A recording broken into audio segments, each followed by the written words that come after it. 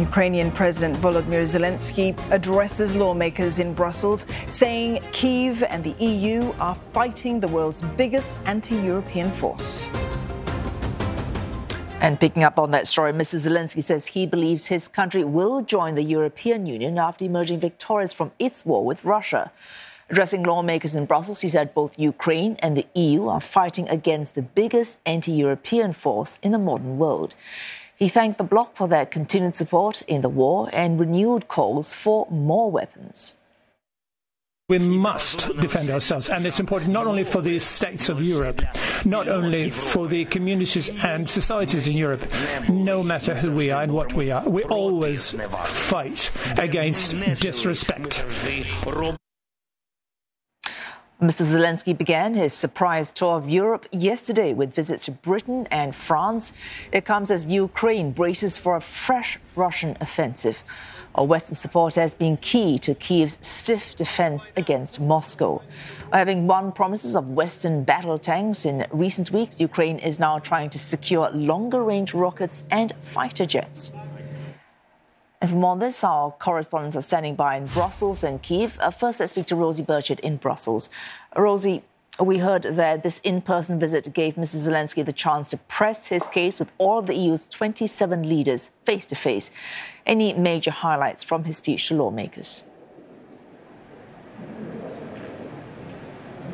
Well, President Zelenskyy is in the building as we speak. I'm at the EU Leaders Summit, and if you can see, there's a small crowd gathering behind me. That is because President Zelenskyy is due to give a press conference alongside the European Council and Commission presidents, and he'll likely walk past us and into the press conference to deliver some remarks to all these journalists that are waiting to hear what he had to say. But the EU leaders didn't need to wait. He has addressed them already, and he really focused on a couple of key areas. First of all, he focused on, of course, that call for weapons. He wants sped up, accelerated deliveries of arms that he says his country needs not only to defend itself, but he really tried to broaden this out and say that Ukraine is defending European values, is defending the whole of Europe. He even made references to some other countries within Europe which he sees as at risk, for example, Moldova, which is seen as potentially vulnerable if Russia were to set its sights beyond Ukraine. Moldova is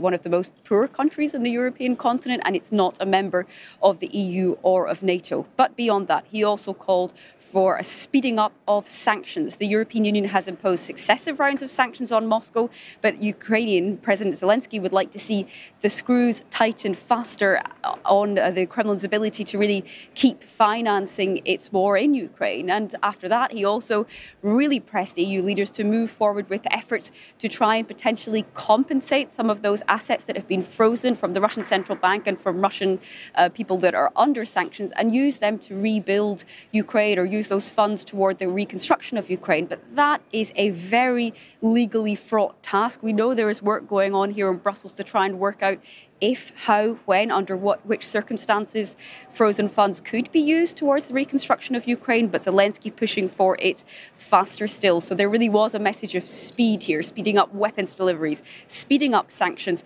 speeding up work to try and hold Russia accountable, he says.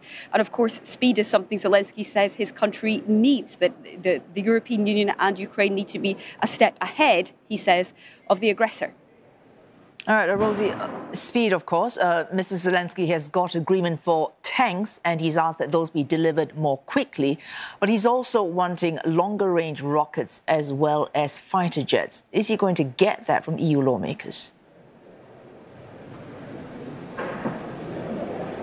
Well, that's the big question. Of course, that really is quite near the top of President Zelenskyy's wish list here on this European tour. He is calling for fighter jets. He says his country needs fighter jets to keep defending its own territory, but also to keep defending, as he says, European values. Now, we've heard some reticence from, for example, Germany, with German Chancellor Olaf Scholz in the past saying that no fighter jet deliveries are planned. There was some hope raised for Ukraine yesterday, at least on the Ukrainian side, when the UK Prime Minister Rishi Sunak said nothing was necessarily off the table. But since then, there's been some kind of cold water poured on those hopes as well by the UK Defence Secretary that said that no plan is really currently underway. But of course, beyond weapons, Brussels also holds the key to unlocking an ambition that Kyiv holds very dear, and that is joining the European Union. Ukraine would like to one day have a permanent seat at the table here in Brussels. Last year, the EU granted Ukraine candidate status, but usually the journey between candidate and full membership can take years,